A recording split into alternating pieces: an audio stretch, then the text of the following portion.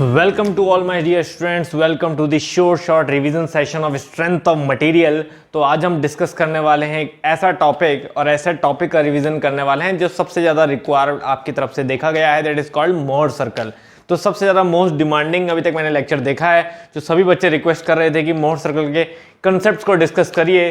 तो आइए इस सॉलिड रिवीजन के थ्रू हम लोग डिस्कस करने की कोशिश करते हैं कि बेस्ट कंसेप्ट्स क्या हैं यहाँ पे मोहर सर्कल के। तो मोहर सर्कल को जानने से पहले ये जानना जरूरी है बच्चों कि मोहर सर्कल का यूज कहाँ पे है और क्यों है। तो उसके लिए सबसे पहले बेसिक सी बात हम समझें कि जितने भी अभी तक हमने चैप्टर पढ़े हैं, चाहे हम स्ट्रेस स्ट्रेन एनालिसिस में डायरेक्ट स्ट्रेसेस की बात करें या फिर हम प्योर बेंडिंग या प्योर टॉर्जन की बात करें, तो इन सभी में हम लोगों ने देखा है कि डायरेक्टली जो चीज को हम कैलकुलेट करना चाह रहे हैं उसके लिए सेपरेटली इक्वेशन दी गई है। जैसे कि मैं एक सिंपल सा एग्जांपल लेता हूं कि अगर हमारी किसी भी बॉडी में कोई एक्सियल फोर्स लग रहा है तो उस पे कैलकुलेट करने के लिए हमारे पास डायरेक्ट एक्सियल स्ट्रेस है जिसको हम नॉर्मल स्ट्रेस भी कह सकते हैं। कई बच्चे कंफ्यूज होते हैं एक्सियल और नॉर्मल के कहने पे। It is also called normal stress भी कह सकते हैं और हम साथ साथ इसको डायरेक्ट स्ट्रेस भी कहते हैं। तो सिग्मा जो हमारा एक्सियल स्ट्रेस है उसको हम कहीं पर भी कैलकुलेट करते हैं तो we can directly calculate P upon A से हम डायरेक्टली कैलकुलेट करते हैं। अगर इसका डाया D है, D इज द डाया, तो we can just write P upon π/4 D square simply, है ना। तो 4 जो है हमारा ये ऊपर चला जाएगा और ये इस तरह से कुछ एक्सप्रेशन जो है वो लिखा जाएगा। तो यहां पे हम देख सकते हैं कि लोड हमारा जो है वो लग रहा है लेकिन एरिया हमने इस क्रॉस सेक्शन का लिया है। तो ये है हमारा maximum stress eight cross section, ठीक है ना। जो हमने क्रॉस सेक्शन लिया उस क्रॉस सेक्शन पे ये मैक्सिमम स्ट्रेस लग रहा है। ऐसे ही अगर मैं साथ साथ इस बॉडी पे टॉर्क भी लगाने लग जाऊं तो साथ साथ मुझे शेयर स्ट्रेस भी कैलकुलेट करना आना चाहिए ड्यू टू टॉर्क। तो टर्निंग मोमेंट की वजह से शेयर स्ट्रेस जो लगेगा वो क्या लगेगा, वो लगेगा आपका T/ZP। ये हम लोग टॉर्जन इक्वेशन में देखते हैं बच्चों। प्योर टॉर्जन में आपने अच्छे से देखा ये equation, polar moment of inertia. या फिर हम लिख सकते हैं इसे 16T अपॉन πd³, ऐसा लिख सकते हैं, π/16T d³ को 16T। तो यहां पे भी हम देख रहे हैं कि मैक्सिमम निकाल रहे हैं हम स्ट्रेस एट क्रॉस सेक्शन। तो पहली चीज आप ये समझिए कि हमारे पास मैक्सिमम स्ट्रेसेस निकालने के दोनों तरीके हैं। क्रॉस सेक्शन पे हम कैसे ये निकाल सकते हैं, तो क्रॉस सेक्शन पे तो हम इजीली निकाल सकते हैं, लेकिन अगर इनमें से किसी भी केस में मैं आपको किसी इंक्लाइंड प्लेन पे निकालने को कहता, जो प्लेन हॉरिजॉन्टल के साथ थीटा एंगल बना रहा है, ऐसे प्लेन पे ये कैलकुलेट करने को कहता, तो फिर ये डायरेक्टली इससे आंसर हमारा नहीं आता। डायरेक्टली इससे हम अपना नॉर्मल स्ट्रेस और शेयर स्ट्रेस डायरेक्टली हम नहीं निकाल पाते इस प्लेन पे। क्यों? क्योंकि इस इंक्लाइंड प्लेन पे निकालने के लिए हमारे पास कोई भी डायरेक्ट रिलेशन अभी तक नहीं है। तो पहला की पॉइंट आपको समझना होगा कि इस चैप्टर का मेन रोल एक ये भी है कि जो हम डायरेक्ट स्ट्रेसेस निकाल रहे थे वो अभी तक हम सिर्फ और सिर्फ क्रॉस सेक्शन एरिया पे, जो सामने प्लेन क्रॉस सेक्शन एरिया है उसी पे निकाल रहे थे। तो अगर हमें किसी भी बॉडी में कोई इंक्लाइंड प्लेन एरिया दिया जाए और उसमें हमसे सिग्मा एन और टॉ की कैलकुलेशन पूछी जाए तो क्या ये तब भी इस तरह से निकलेगा? नहीं, तब ये एक सेपरेटली फॉर्मूले के थ्रू हमें निकालना पड़ेगा जिससे हम ये कैलकुलेट कर पाए। और उसी के through in any plane we can calculate, उसी प्लेन पे हम नॉर्मल स्ट्रेस जिसमें हम दो टाइप के देखते हैं, major and minor. Major minor मतलब उसकी मैक्सिमम वैल्यू और उसकी मिनिमम वैल्यू। तो मेजर माइनर जिनको हम प्रिंसिपल स्ट्रेस भी कह सकते हैं, major minor principal stresses, maximum shear stresses, ठीक है ना। ये सब हम लोग कैलकुलेट करेंगे, रिजल्टेंट स्ट्रेसेस। तो ये सब चीजें किसी भी इंक्लाइंड प्लेन पे आपको निकालनी आनी चाहिए। तो सबसे पहली और मेन मुद्दा यहां पे एक ये हो जाता है। और दूसरी रिक्वायरमेंट हमारी क्या हो जाती है? दूसरी रिक्वायरमेंट हमारी हो जाती है कि इन केस ऑफ बायएक्सियल और या तो बायएक्सियल स्ट्रेसेस हो। In case of biaxial stresses मतलब जहां दो एक्सिस पे फोर्स लग रहे हो, P ऐसे भी लग रहा है और P मान लीजिए फोर्स ऐसे भी खींच रहा है बॉडी को। तो एक तो बायएक्सियल स्ट्रेसेस डेवलप हो बॉडी में, या फिर साथ साथ कोई कंबाइंड स्ट्रेसेस हो, मतलब शेयर भी और बायएक्सियल स्ट्रेस भी या कंबाइंड स्ट्रेसेस। इस तरह की भी कंडीशन हो तो भी कैलकुलेशन कैसे की जाती है ये हमें इस चैप्टर में सिखाया जाता है। तो मोहर सर्कल एक तरह का सिर्फ मेथड है, एक तरह का ग्राफिकल मेथड है, ग्राफिकल कंस्ट्रक्शनल मेथड है, जिसमें ग्राफिकल कंस्ट्रक्शन के थ्रू ही हमें यह बताया जाता है कि कैसे आप ये सब चीजें कैलकुलेट कर सकते हैं with only geometry, with only use of a circle geometry. Circle की ज्योमेट्री को यूज करके आप ये सभी पैरामीटर किसी भी इंक्लाइंड प्लेन पे नॉर्मल स्ट्रेस, उसकी major minor value, shear stress, ये सब कैलकुलेट कर सकते हैं, ठीक है ना। या फिर आपकी किसी भी बॉडी में बायएक्सियल स्ट्रेस की कंडीशन आए, जहां पे एक एक्सिस दो एक्सिस में स्ट्रेसेस जनरेट हो रहे हो या फिर उनके कॉम्बिनेशन स्ट्रेसेस डेवलप हो रहे हो, तो ऐसे में भी स्ट्रेसेस की कैलकुलेशन कैसे की जाती है ये हम इस मेथड से सीखते हैं। तो वैसे तो सभी की डिमांड है मोहर सर्कल, क्योंकि मोहर सर्कल ये ऑब्जेक्टिव में सबसे ज्यादा पूछा गया है, ठीक है ना। भले ही वो कंस्ट्रक्शनल डायग्राम है लेकिन फिर भी ऑब्जेक्टिव में बहुत ज्यादा पूछा जाता है। लेकिन फिर भी मैं आपको यहां पे थोड़ा सा पहले एनालिटिकल मेथड की कुछ चीजें बताऊंगा, तभी आप जो है वो ग्राफिकल मेथड को भी बहुत अच्छे से समझ पाएंगे। तो पहले मैं एनालिटिकल के कुछ डायरेक्ट फॉर्मूले रिलेशंस लिख रहा हूं, जिनको समझने के बाद आप समझ सकते हैं कि कैसे उन्हें ग्राफिकली ड्राइव किया गया है और कैसे मोहर सर्कल का यूज जो है वो इतना बेहतर है उन सब रिलेशंस को निकालने के लिए। तो सबसे पहले हम समझते हैं कि इस तरह की प्रॉब्लम दिखती कैसे है, मतलब जो मैंने बायएक्सियल और कंबाइंड स्ट्रेसेस की प्रॉब्लम बताई है या किसी इंक्लाइंड प्लेन पे प्रॉब्लम जो हम करने वाले हैं वो दिखती कैसे है।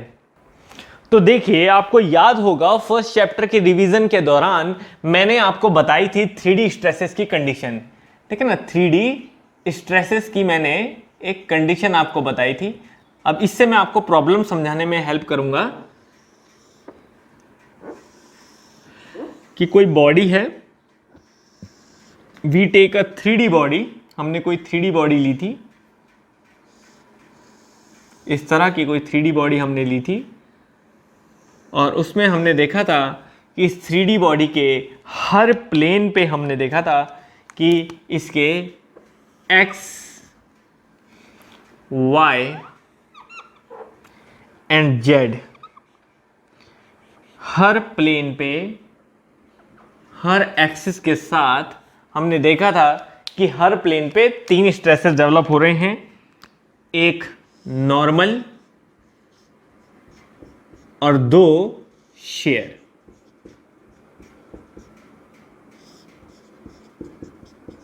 ठीक है ना। तो मैं बना देता हूं ऐसे, टोटल 9 स्ट्रेसेस थे, एक नॉर्मल और 2 parallel to the plane.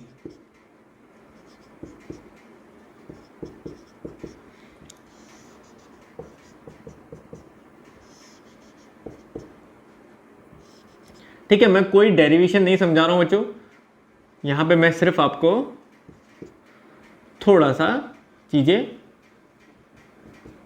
Basic सा ही बताते हुए चल रहा हूं ताकि आपको समझने में दिक्कत ना आए प्रॉब्लम। अब देखिए, अब ऐसी कोई बॉडी है, ये कोई अलग से बॉडी नहीं है, ये सिंपल कोई भी बॉडी आप ले लीजिए। मैं कोई बुक उठा लेता हूं, मान लीजिए ये कोई सॉलिड बॉडी है ना। तो ये सॉलिड बॉडी में स्ट्रेसेस डेवलप हो रहे हैं बस, है ना। एक सामने से आपको ये ऐसे बॉडी दिख रही है मानो, तो ये सिग्मा एक्स, सिग्मा वाई और सामने से सिग्मा जेड। तो ये 3 सीधा सीधा ऐसे लग रहे हैं, सिग्मा वाई, ठीक है ना। खड़ा रहने में दिक्कत आएगी, ऐसे ही समझ लो, sigma y, sigma x and सामने से सिग्मा जेड, ठीक है। तो सिग्मा एक्स वाई जेड आपके सामने लग रहे हैं और शेयर लग रहे हैं। शेयर में टॉ एक्स वाई, टॉ वाई एक्स, है ना, समझ आई बात। टॉ एक्स जेड, टॉ जेड एक्स, टॉ जेड वाई, टॉ वाई जेड। अब यहां पे देखिए ये है 3D ट्राई एक्सियल स्ट्रेस की कंडीशन। ये तो हमारे पास ट्राई एक्सियल स्ट्रेस, 3 एक्सिस पे लगने वाले स्ट्रेसेस। लेकिन हमारे कोर्स में ट्राई एक्सियल स्ट्रेस की कंडीशन नहीं आती है, हमारे पास आती है बाई एक्सियल। तो इसलिए सबसे पहले इस डायग्राम को मैं बाई एक्सियल स्ट्रेस में कन्वर्ट कर लेता हूं, बाई एक्सियल स्ट्रेस में, ठीक है ना। जहां पे हम सिंपली देख पाएंगे कि फिगर दिखता कैसे, बस वहीं से सीधा मैं स्टार्ट कर दूंगा। तो देखिए बाई एक्सियल स्ट्रेस मतलब सिंपल 2 ही स्ट्रेस, तो मतलब सिंपल एक ही प्लेन, तो आपको सिर्फ एक ही प्लेन बनाना है। तो मान लीजिए आपने सामने वाला एक ही प्लेन बना दिया। अब सामने वाला अगर मैं एक ही प्लेन बना रहा हूं, मतलब आपको अब ये पूरी बॉडी नहीं, आपको सिर्फ सामने वाला प्लेन दिखाई दे रहा है, तो ऐसे में आपको कौन कौन से स्ट्रेसेस नजर आएंगे? आपको नजर आएंगे इसके बगल वाले।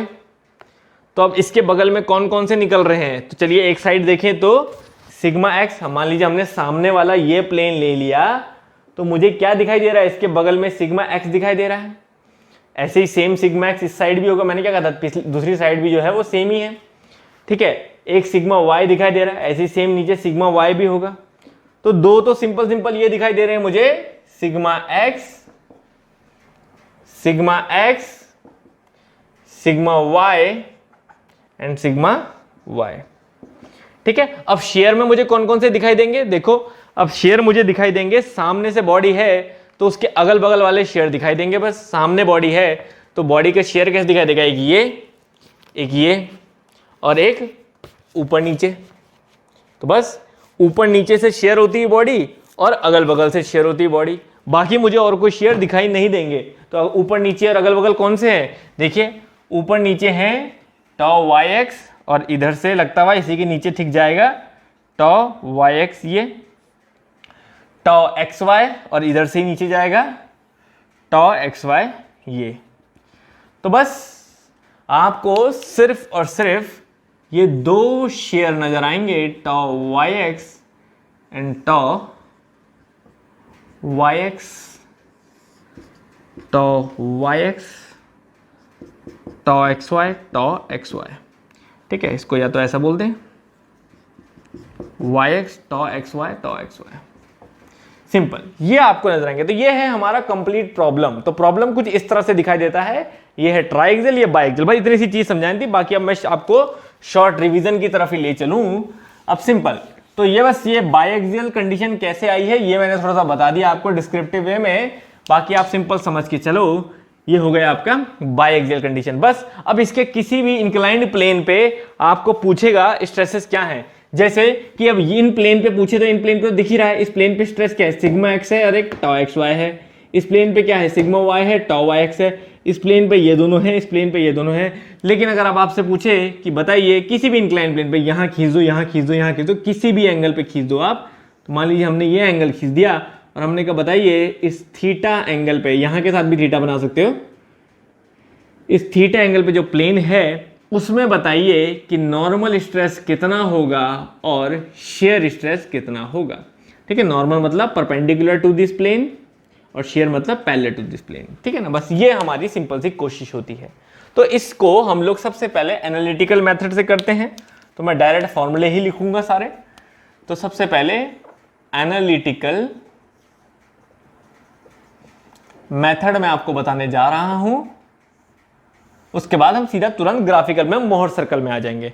तो एनालिटिकल मेथड का एक बेसिक सा तरीका मैं आपको बता दूं, बाकी तो आपको फुल लेक्चर्स में सारी डिटेल मिलेगी, सारे डेरिवेशंस मिलेंगे, लेकिन सिंपल तरीके समझें तो देखिए ये है एनालिटिकल मेथड। इसमें मैंने कहा थीटा एंगल पे मुझे सिग्मा एन और टॉ कैलकुलेट करना है, ठीक है। तो बस स्टार्ट बता दे रहा हूं।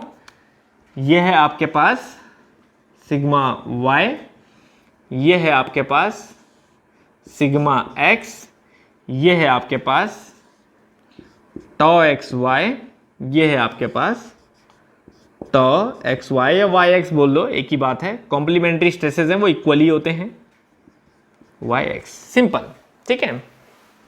समझ आ रही है बात? इतनी क्लियर है? तो अब देखिए ये हमने हाफ फिगर लिया होता है, इस हाफ फिगर के हिसाब से ही आपको कैलकुलेशन जो है वो करनी होती है, ठीक है। अब ये हैं सारे स्ट्रेसेस, तो कैलकुलेट करने के लिए एनालिटिकल मेथड लगाने के लिए आप इनको फोर्सेस में कन्वर्ट कर देते हो, है ना। ये सारे स्ट्रेसेस हैं, आप इनको फोर्सेस में कन्वर्ट कर देते हो कि ये फोर्सेस बन जाए। अब स्ट्रेस को फोर्स बनाना है तो क्या करें, stress is equal to force upon area, और force is equal to stress into area. इनको एरिया से मल्टीप्लाई कर दो तो ये फोर्स बन जाएंगे। तो बस मान लीजिए this is A, this is B, this is C, और जो इनकी थिकनेस है वो सबकी एक ही आएगी, तो इसको हम 1 ले लेते हैं, क्योंकि इसके साथ मल्टीप्लाई करोगे नीचे वाले की थिकनेस, इधर वाले की थिकनेस, इधर वाले की, तो एरिया क्या हो जाएगा, B C into 1, A C into 1, A B into 1, है ना। तो 1 कॉमन ही है इसलिए उसे 1 ले लेते हैं। तो एरिया का मल्टीप्लाई कर दे, इधर वाले का, ये दो स्ट्रेसेस नीचे बी सी वाले में लग रहे हैं, तो B C into 1, tau x y B C into 1, ठीक है। Tau y x A B वाले साइड में लग रहा है, तो A B into tau y x A B into 1, ठीक है। Sigma x A B into 1, ठीक है। सेम ऐसे ही sigma n A C into 1, tau A C into 1, ठीक है। सब अब फोर्स बन गए। तो बस अब इन फोर्स को सिर्फ रिजॉल्व करना होता है। रिजॉल्व कैसे करेंगे, हॉरिजॉन्टल वर्टिकल। तो देखिए जो ऑलरेडी हॉरिजॉन्टल वर्टिकल उन्हें नहीं छेड़ना है, जैसे ये ऑलरेडी वर्टिकल है, ये ऑलरेडी हॉरिजॉन्टल है, ये ऑलरेडी वर्टिकल है, ये ऑलरेडी हॉरिजॉन्टल है, ठीक है ना। ये हॉरिजॉन्टल है, ये वर्टिकल है, हॉरिजॉन्टल है, वर्टिकल है, लेकिन ये एंगल पे हैं, तो इनको सीधा सीधा रिजॉल्व कर लो आप, इन दो फोर्स को, इस सिग्मा एन को और इस टॉ को, है ना। सिग्मा एन, अब देखिए सिंपल, ये एंगल थीटा है तो ये एंगल कितना होगा, ये थीटा है तो ये भी थीटा होगा, ये थीटा है तो ये 90 माइनस थीटा होगा, और ये 90 माइनस थीटा है तो ये थीटा होगा। तो बस ये रिजॉल्व करोगे तो sigma n A C cos theta, और ऊपर जाएगा sigma n A C sine theta, ठीक है। सेम टॉ को रिजॉल्व करो। अब टॉ को आप चाहो तो थीटा के लॉन्ग इधर इधर रिजॉल्व कर लो, या चाहो तो 90 माइनस थीटा के लॉन्ग कर लो, तो थीटा के लॉन्ग इधर इधर कर लेते हैं। तो टॉ cos theta, toe A C cos theta, और इसके perpendicular toe A C sine theta. बस ये भी रिजॉल्व हो गया। अब आपको कुछ नहीं करना, अब हॉरिजॉन्टल का सम और वर्टिकल का सम करना है, ठीक है ना। तो मैं सिंपल बता दिया आपको, हॉरिजॉन्टल का सम इक्वल टू 0, वर्टिकल का सम इक्वल टू 0। दो इक्वेशन आपके पास आएगी, दोनों इक्वेशन को आपको सॉल्व करेंगे, ट्रिग्नोमेट्री आइडेंटिटी लगाएंगे। आप कहीं भी प्रूफ देख सकते हैं इसका, और मेरे फुल लेक्चर्स में भी मैंने प्रूफ करवाए हुए हैं, ठीक है ना, जो आपको बाद में देखने को जरूर मिलेंगे। तो अभी फिलहाल मैं डायरेक्ट फॉर्मूला लिख रहा हूं कि सिग्मा एन की वैल्यू क्या निकल के आती है, इससे निकल के आती है sigma x plus sigma y divide by 2। अब यहां से आपको याद रखना है, ठीक है ना, यहां से आपको प्रॉपर चीजें याद रखनी है। Sigma x plus sigma y by 2 plus sigma x minus sigma y by 2 cos 2 theta plus tau x y sine 2 theta. ये आया फॉर्मूला सिग्मा एन का। टॉ का फॉर्मूला क्या निकल के आता है, sigma x minus sigma y by 2 sine 2 theta minus tau x y cos 2 theta. This is formula for tau. तो बस आपको यहां से प्रॉपर चीजें नोट करनी है। ये तो मैंने थोड़ा सा बैकग्राउंड पहले बताया, ठीक है। बस ये सिग्मा एन और टॉ की वैल्यू आपकी किसी भी इंक्लाइंड प्लेन पे ये निकल के आती है। तो इस फॉर्मूले को आपको बिल्कुल रटे होना चाहिए ये फॉर्मूला, ताकि कोई भी समस्या आपको ना आए आगे और चीजें समझने में, ठीक है ना। तो इसका मतलब बड़ा सिंपल सा हो गया कि किसी भी इंक्लाइंड प्लेन पे सिग्मा एन नॉर्मल स्ट्रेस, ठीक है ना, किसी भी इंक्लाइंड प्लेन पे जो थीटा बना रहा हो वर्टिकल के साथ, ठीक है, हॉरिजॉन्टल के साथ बोलोगे 90 माइनस थीटा हो जाएगा फॉर्मूले में, ठीक है। अगर मैं इसी एंगल को, याद रखिएगा पेपर में कभी कभी हॉरिजॉन्टल के साथ एंगल देता है, तो ये मैंने वर्टिकल के साथ एंगल लेके फॉर्मूला बनाया है। अगर हॉरिजॉन्टल के साथ देंगे तो आप इसी को थीटा की जगह पे 90 माइनस थीटा करके जो फॉर्मूला आएगा वो आपका हॉरिजॉन्टल के साथ बन जाएगा। क्लियर है, इस चीज का आपको ध्यान रखना है। तो सिग्मा एन ये है और टॉ आपका ये है। अब याद रखिए सिग्मा एन और टॉ आपने बता दिए, तो इन दोनों का रिजल्टेंट क्या होगा, इन दोनों का रिजल्टेंट क्या होगा, तो रिजल्टेंट हम लोग निकालते हैं। Resultant is equals to simply sigma n square plus tau का स्क्वायर, सिंपल। यहां से आप इसका रिजल्टेंट निकाल लेते हो, ठीक है ना। तो क्लियर हो गई ये भी चीज, ठीक है। तो यहां से रिजल्टेंट आ जाता है। उसके बाद आता है कि रिजल्टेंट कितना एंगल बना रहा है टॉ के साथ या सिग्मा एन के साथ, ये आपको पूछा जाता है कि रिजल्टेंट जो है वो कितना एंगल बना रहा है, या तो टॉ के साथ पूछा जाएगा या सिग्मा एन के साथ। तो वो आपको बताना है किसके साथ। तो अगर मैं बोल रहा हूं नॉर्मल स्ट्रेस के साथ ये फाई कितना है, तो आपको पता है वेक्टर डायग्राम को कंप्लीट करें तो this is tau, this is sigma n, तो 10 phi is equal to sigma n by tau, sorry tau by sigma n. ये रिजल्टेंट एंगल आ जाता है, ठीक है ना।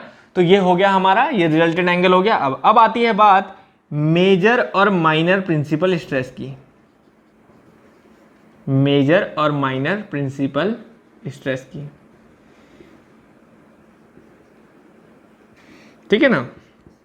मेजर माइनर प्रिंसिपल स्ट्रेस मतलब इस प्रिंसिपल स्ट्रेस की, पहले तो इसे प्रिंसिपल स्ट्रेस बोलेंगे कब, तो याद रखिए जब भी हम नॉर्मल स्ट्रेस निकालें और हम नॉर्मल स्ट्रेस निकालें वहां पे शेयर ना लग रहा हो, मतलब एट, तो पेपर में अभी भी पूछा जाता है प्रिंसिपल स्ट्रेस क्या है पहले, तो याद रखिए प्रिंसिपल स्ट्रेस क्या है,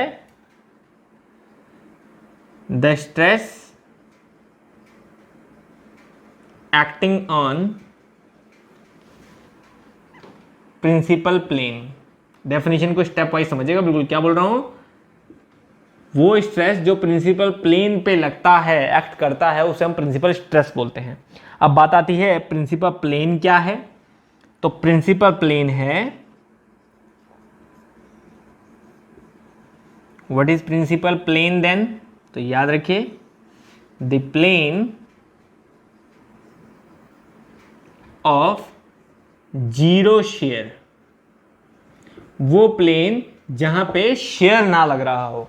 जैसे हमने अभी ये क्वेश्चन बोला था तो हमने कहा ये सिग्मा एक्स है तो टॉ एक्स वाई भी लग रहा था, लेकिन तो यहाँ नॉर्मल स्ट्रेस भी लग रहा है, शेयर भी लग रहा है, तो ये प्रिंसिपल प्लेन नहीं है। लेकिन वो प्लेन जहां पे शेयर जीरो हो, शेयर ना हो, वहां पे जो प्लेन होगा उसे हम प्रिंसिपल प्लेन बोलेंगे। तो उस प्लेन पे लगने वाला जो स्ट्रेस होगा, फिर जब शेयर नहीं है तो सिर्फ यही होगा सिग्मा, और जब सिर्फ सिग्मा होगा, सिग्मा ना एन, तो जब शेयर नहीं होगा सिर्फ सिग्मा होगा, तो सिग्मा को ही हम प्रिंसिपल स्ट्रेस बोलते हैं, क्योंकि तब वो मेजर स्ट्रेस वही रहता है, सबसे बड़ा स्ट्रेस वही रहता है, तो इसीलिए उसको प्रिंसिपल स्ट्रेस बोला जाता है। और उसी की मैक्सिमम और मिनिमम वैल्यू को मेजर और माइनर बोला जाता है, कि वो ज्यादा से ज्यादा कितनी और कम से कम कितनी हो सकती है। ये आपको ग्राफिकली भी और अच्छे समझ में आएगी, समझ आई बात। तो ये हमारा सिंपल सा डेफिनेशन होता है प्रिंसिपल स्ट्रेस का। तो ये कैसे निकालते हैं, तो याद रखिए अभी तो हम डायरेक्ट फॉर्मूला ही बता रहे हैं आपको, वैसे निकालने का तरीका मैं आपको बता दूं, ठीक है ना। जब आप फुल लेक्चर देखें कभी तो उसमें आप देख सकते हैं, आप इसको जैसे मैक्सिमम मिनिमम निकालते हैं मैथमेटिक्स में, आप इसको डिफरेंशिएट करें विद रिस्पेक्ट टू थीटा, ठीक है ना। आप इसको डिफरेंशिएट करेंगे with respect to theta, theta से डिफरेंशिएट करने के बाद आप उसे इक्वल टू 0 रखेंगे, वहां से tan टू थीटा की वैल्यू निकलेगी, tan टू थीटा की वैल्यू से आप sin टू थीटा और cos थीटा की वैल्यू निकालेंगे और यहां पे पुट कर देंगे cos theta sin two theta, ठीक है। वो वैल्यू पुट करने के बाद यहां पे वैल्यू निकल के आएगी मेजर माइनर प्रिंसिपल स्ट्रेस की, जिसको हम 1 और 2 दिखाते हैं। 1 मतलब मेजर, 2 मतलब माइनर। इसका मतलब होता है sigma x plus sigma y by 2 plus minus half under root sigma x minus sigma y का whole square plus 4 tau x y का whole square. Simple, this is the formula for major minor principal stress. तो third formula आपको ये ध्यान रखना है, ये पूरा फॉर्मूला, ठीक है। तीसरी चीज आपको याद रखना है, प्लस का साइन हम यूज करते हैं यहां पे जब हम मेजर प्रिंसिपल स्ट्रेस निकालते हैं, मेजर प्रिंसिपल स्ट्रेस, और माइनस का साइन यूज करते हैं जब हम माइनर प्रिंसिपल स्ट्रेस कैलकुलेट करते हैं, ठीक है। दिखाई दे रहा है नीचे तक, ठीक है ना। तो ये आपको एक चीज फॉर्मूले की याद रखनी है। तो this is the third thing which you have to learn, ठीक है। लास्ट चीज जो आपको ध्यान रखनी है वो होती है आपकी मैक्सिमम शेयर स्ट्रेस। लास्ट चीज जो इसमें ध्यान रखनी होती है वो होती है calculation of maximum shear stress. ठीक है, मैक्सिमम शेयर स्ट्रेस अगर आपको निकालना है that is the tau max, तो उसका डायरेक्ट फॉर्मूला होता है जो भी आप मेजर माइनर प्रिंसिपल स्ट्रेस निकालते हो इन दोनों का डिफरेंस डिवाइड बाय 2, तो मतलब sigma 1 minus sigma 2 divide by 2। Simple, जो भी आप मेजर माइनर प्रिंसिपल स्ट्रेस निकालोगे उन दोनों का डिफरेंस डिवाइड बाय 2। सिंपल, यहां से आप टाउ मैक्स जो है वो कैलकुलेट करते हो। अब मेजर माइनर कितना कितना होगा ये आपका डिफरेंट केस के हिसाब से डिपेंड करेगा, जो मैं अभी सारे बताऊंगा। क्लियर है? तो बस मात्र याद रखिए प्रिंसिपल स्ट्रेस के केस में आपको यही 3-4 फॉर्मूले हैं जो बेसिकली ध्यान रखने हैं। फिर से एक बार बता दूं, नॉर्मल स्ट्रेस किसी भी प्लेन पे, किसी भी थीटा प्लेन पे नॉर्मल स्ट्रेस, उसी प्लेन पे शेयर स्ट्रेस, उन दोनों का रिजल्टेंट, उस रिजल्टेंट का एंगल, और उस प्लेन पे अगर शेयर नहीं है तो फिर मेजर और माइनर प्रिंसिपल स्ट्रेस की वैल्यू क्या हो सकती है। ठीक है ना? तो प्रिंसिपल स्ट्रेस की वैल्यू बड़ी से बड़ी कितनी और कम से कम कितनी हो सकती है, और उस प्लेन पे मैक्सिमम शेयर स्ट्रेस कितना हो सकता है। ठीक है ना? तो याद रखिए सिंपली ये बेसिक से कंसेप्ट हम लोगों को ध्यान रखने होंगे। ठीक है ना? बाकी याद रखिएगा एक पॉइंट और कि शेयर जो है इज मैक्सिमम एट, जो मैक्सिमम होता है वो 45 डिग्री पे होता है। शेयर जो मैक्सिमम होता है वो 45 डिग्री पे होता है। जैसे कि अब आप यहां पे भी देख सकते हैं, तो साइन 45 आपको यहां पे भी नजर आएगा कि एग्जांपल साइन 45 अगर मैं बोलूं तो साइन 2 45 90, साइन 91, कॉस 90 0, तो ये 0 हो जाएगा, बचेगा क्या? टॉस sigma x minus sigma y by 2, that is the maximum shear stress. ठीक है? तो ऐसा डिफरेंट केसेस के हिसाब से हम लोग कैलकुलेट करेंगे, जो आपको ध्यान रखना होगा। अरे केस, तो अब स्टार्ट करते हैं हम लोग अपना मोहर सर्कल कैलकुलेशन। कैसे इन्हीं सब फॉर्मूले को अचीव किया जाता है मोहर सर्कल के अलग अलग केस के द्वारा। नाउ अब हम बात करेंगे ग्राफिकल मेथड। क्या पूरा लेक्चर देखिएगा, जैसे ये एंड होगा बहुत ज्यादा इंपॉर्टेंट चीजें निकल के आएंगी। जैसे सबसे पहले हम देखें ग्राफिकल मेथड, क्योंकि जैसे जैसे चीजें समझ में आ जाएंगी उसके बाद जो है वो बहुत सारे क्वेश्चंस हैं जिनका आंसर मैं आपको यहाँ पे बताऊंगा, बहुत सारे ऐसे डायरेक्ट केसेस हैं जिनका आंसर मैं आपको बताऊंगा। तो वो हम सब एनालिसिस तभी कर पाएंगे जब हम पहले इसको समझें। ग्राफिकल मेथड जिसका नाम है हमारा मोहर सर्कल, और बहुत ही जबरदस्त मेथड दिया है ये कंस्ट्रक्शन मेथड। जितना भी आपने एनालिटिक्स में हम प्रूफ करके लाते हैं वो सब रिलेशन यहाँ ज्योमेट्रिकली हमें डायरेक्ट मिल जाते हैं। तो इसमें अलग अलग केस समझ सकते हैं हम लोग। तो सबसे पहले मैं आपको समझाता हूं। तो केस नंबर 1, केस नंबर 1 मतलब हमारे पास अगर बाय एक्सियल स्ट्रेसेस हो, biaxial like stresses, biaxial like stresses without shear. ठीक है ना? याद रखिए विदाउट शेयर। तो मैं आपको यहां पे सभी केस करवा रहा हूं विदाउट शेयर। तो मींस केस बना लें, हमारे पास कोई बॉडी है जिसमें बाई एक्सियल स्ट्रेस लग रहा है, तो बाई एक्सियल मतलब सिग्मा एक्स भी लग रहा है और कोई सिग्मा वाई भी लग रहा है। सिंपल, ये हुआ बाई एक्सियल मतलब। ठीक है? विदाउट शेयर बोला है तो हमें कोई शेयर स्ट्रेस लगाने की जरूरत नहीं है। लाइक बोला है तो इसका मतलब ये भी टेंसाइल है, नीचे का खींच रहा है बॉडी को तो ये भी टेंसाइल ही होगा, है ना? और अगर ये कंप्रेसिव है तो ये भी कंप्रेसिव होगा। लाइक मतलब एक जैसा होगा, चाहे तो दोनों टेंसाइल दोनों कंप्रेसिव। ठीक है ना? लेकिन अनलाइक बोल देगा तो फिर एक टेंसाइल एक कंप्रेसिव। ठीक है? ये हमारा सिंपल सा सिस्टम है। तो ऐसे में हमें पूछा जाए कि बताइए किसी थीटा प्लेन पे क्या स्ट्रेस कैलकुलेशन होगी, सिग्मा एन, टॉ और बाकी सब भी जो जो हम चीजें निकालते हैं। तो simple construction is very simple. मैं आपको बेसिक तरीके से कंस्ट्रक्शन बता रहा हूं। आपको सबसे पहले क्या करना है, देखिए स्केलिंग डी स्केलिंग आप कर लेंगे। आपको मैं बेसिक कंस्ट्रक्शन बता रहा हूं, ठीक है? एक्चुअल कंस्ट्रक्शन आप क्या करेंगे, सबसे पहले सिंपली एक हॉरिजॉन्टल एक्सिस खींचेंगे, ठीक है, और एक वर्टिकल एक्सिस खींचेंगे। एक horizontal axis and other is one vertical axis. Simply clear है? तो एक हॉरिजॉन्टल एक्सिस हो गई, एक वर्टिकल एक्सिस हो गई। हॉरिजॉन्टल एक्सिस में आप सिग्मा मतलब नॉर्मल स्ट्रेसेस दिखाएंगे, और वर्टिकल एक्सिस में आप टॉ दिखाएंगे, शेयर स्ट्रेसेस। तो याद रखिए हमेशा हॉरिजॉन्टल एक्सिस में हमेशा नॉर्मल स्ट्रेसेस, सारे normal stresses, major minor sigma जो भी वैल्यू है सिग्मा की वो सब इधर, और वर्टिकल में आप शेयर, ठीक है, चाहे वो मैक्सिमम शेयर हो जो भी हो। और दिस इज कॉल्ड ओरिजिन, ये होगा आपका ओरिजिन ओ, ठीक है, जिसकी कोऑर्डिनेट्स हैं 0 0। तो सबसे पहले आप मार्क करेंगे जितना आपका सिग्मा एक्स और सिग्मा वाई का वैल्यू है। तो हमने कहा सिग्मा एक्स का वैल्यू जो है वो मान लीजिए 30 है, 40 है, वो स्केल आप सेंटीमीटर के हिसाब से नाप कर देंगे, है ना। यहाँ पे मेगा पास्कल में दी होगी वैल्यू, जितना मेगा पास्कल है उतना सेंटीमीटर, आप यहाँ पे अपने हिसाब से स्केल कर सकते हैं, ठीक है। तो यहाँ जो भी वैल्यू दी है वो हमने मार्क कर लिया, मान लीजिए कुछ यहाँ पे, दैट इज हमने कहा ये पॉइंट है मेरा कुछ m, इसको m बोल दिया। अब ये m है क्या एक्चुअल में, m है सिग्मा x की वैल्यू, है ना, जो m है वो है सिग्मा x की वैल्यू। तो हमने यहां से यहां तक बोल दिया कि ये है हमारी सिग्मा x की वैल्यू, क्लियर है। ऐसे ही फिर हम सिग्मा y, तो ज्यादातर हमें सिग्मा x ही बड़ा देता है तो वो वैल्यू बाहर को जाती है, सिग्मा y कम। तो सिग्मा y हमें लाइक दिया है, लाइक स्ट्रेसेस बोल रहा था तो एक ही साइड बनेगा, सिग्मा x भी इधर सिग्मा y, अनलाइक बोलेगा तो दूसरा इस साइड आ जाएगा नेगेटिव साइड में।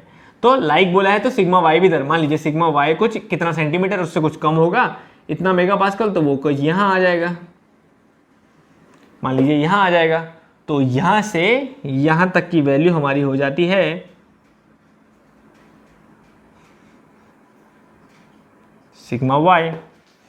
तो सिग्मा x भी हो गया, सिग्मा y भी हो गया। नाउ अब आपको मोहर सर्कल ड्रॉ करना है, तो just take a centre of this, इसका सेंटर लीजिएगा, और ये आपने लिया सेंटर, ये जो भी है आपकी लाइन उसका मिड पॉइंट आपने लेना है सेंटर, बिल्कुल एग्जैक्टली उसका सेंटर। तो अगर मैं बोल रहा हूं कुछ मेजरमेंट से कि दिस इज 25 27, तो मैंने इसका सेंटर ले लिया लगभग 10 12 और कुछ यहां, तो ये मैंने सेंटर ले लिया।